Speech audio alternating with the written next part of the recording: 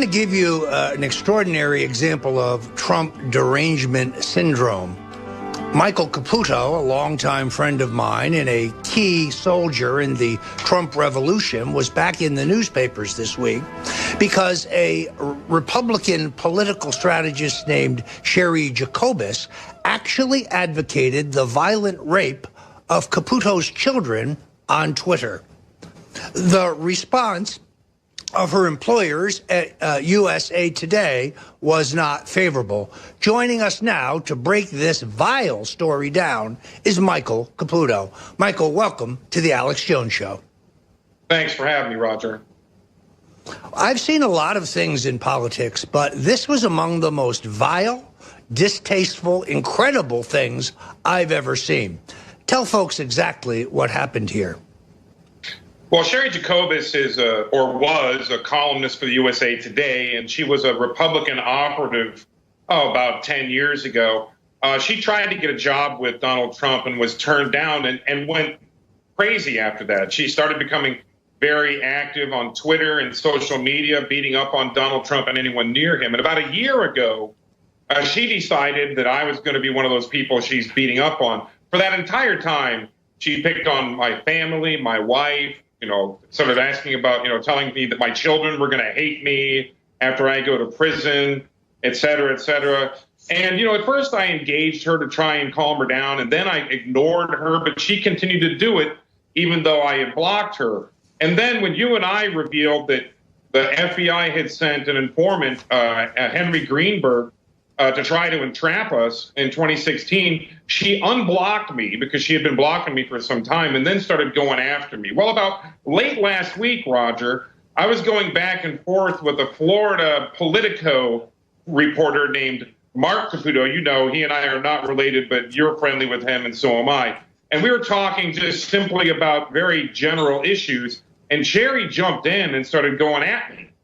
So I did what I have been doing ever since I decided I didn't want to, engage with her anymore. And I just tweeted back at her a hashtag, which I created for her, bitter, childless, and alone, because she's bitter about Donald Trump not hiring her. She's childless for reasons that became obvious in the last couple of days, and she's very alone.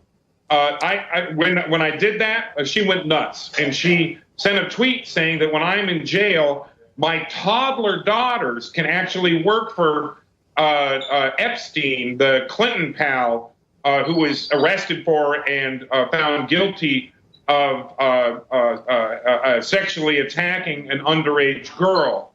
I mean, I couldn't even understand it, Roger. It didn't make sense to me that anyone at all would advocate the pedophilia rape of toddler children. So let's put up that tweet again. Let's just take a look at that to give you some idea of the debasement.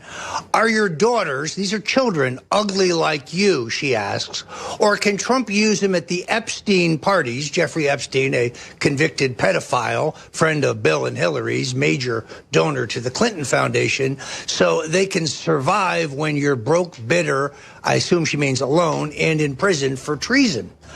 I understand that the editors at USA Today did not look kindly upon this slur. What happened then? Well, according to USA Today, I notified them via Twitter, asked them if it was normal for their columnists to advocate the rape of toddler girls. And according to their account, within an hour, they called her up and fired her ugly ass. And, of course, we also know that she was a columnist over at The Hill. She no longer writes there anymore either.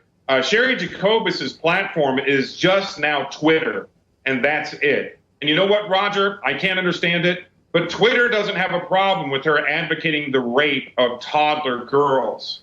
I've notified Twitter. They wrote back and said this doesn't violate our terms of service.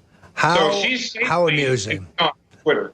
How amusing. I'm banned for life at Twitter because I hurt Jake Tapper's feelings. But Sherry Jacobus can advocate the abuse of children by a pedophile And that's perfectly all right. I think it lets people know exactly what's going on at Twitter. It is part of this war of censorship that we're facing here at InfoWars every single day. You are held to a different standard. They would like to take... No, Roger, Sherry did this with my girls advocating their rape about 4 or 5 times in different tweets. Actually alleged that I was raping them. And those tweets are still up. She's not deleted them because she's mentally ill, and Twitter doesn't seem to have a problem with them. So I'm kind of palms up about it, Roger. You know, I don't understand it at all. So I know, Michael, that you have very successfully been raising money from the president's supporters for a legal defense fund, and that you've been helping other supporters of the president who have been subject to the Mueller witch hunt, the fishing expedition that he is conducting. What's your analysis of the subpoena to Kristen Davis and the subpoena to Andrew Miller, who you certainly know?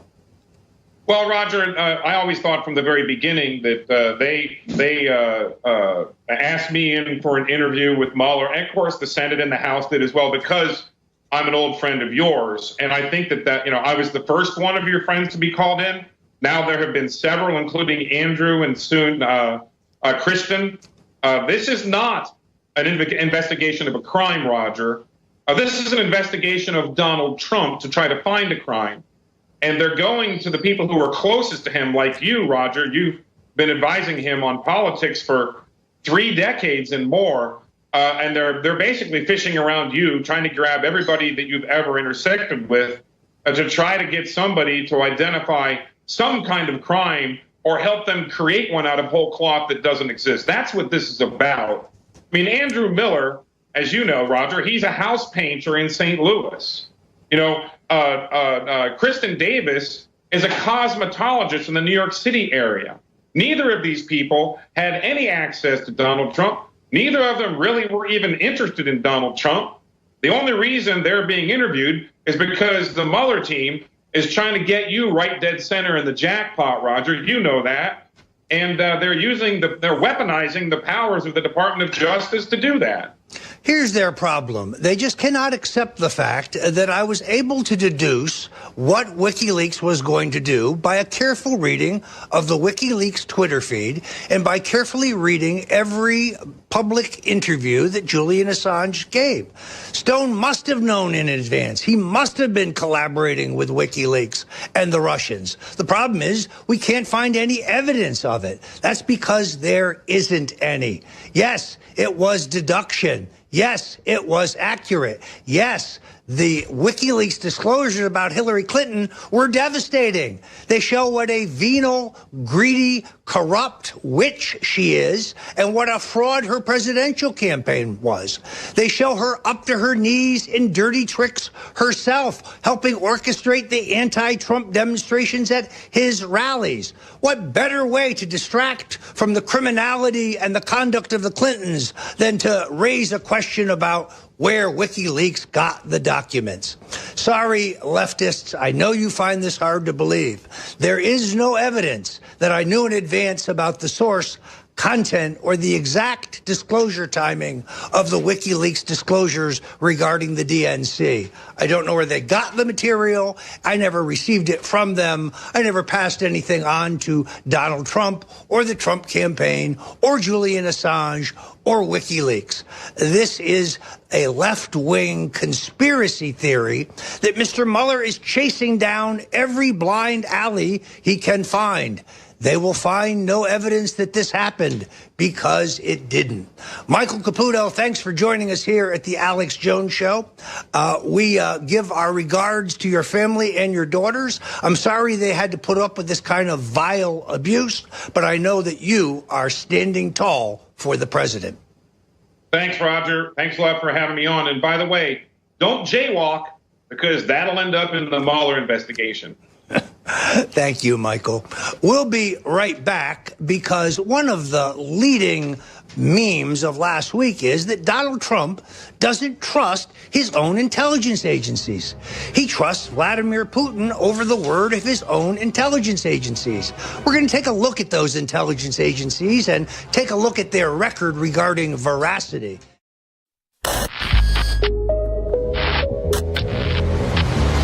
Hey guys, my name is Savannah Hernandez, and if you're always on the go like me, then you're not always tied to your computer or TV. So we just released our free InfoWars official app. The InfoWars official app includes all of our live broadcasts like War Room with Owen Schroyer, Real News with David Knight, and the holy grail of podcasts and radio, The Alex Jones Show. And the best part about the InfoWars official app is that every single time we go live, you get notifications so that you never miss a beat. The InfoWars official app integrates some of the most up-to-date news stories, reports, and specials from the InfoWarsStore.com. So whether you're in the car or on a run, this app makes it easy to keep the InfoWar right in your pocket. So what are you waiting for? Download the InfoWar official app for tomorrow's news today for free from the Apple Store or in Google Play.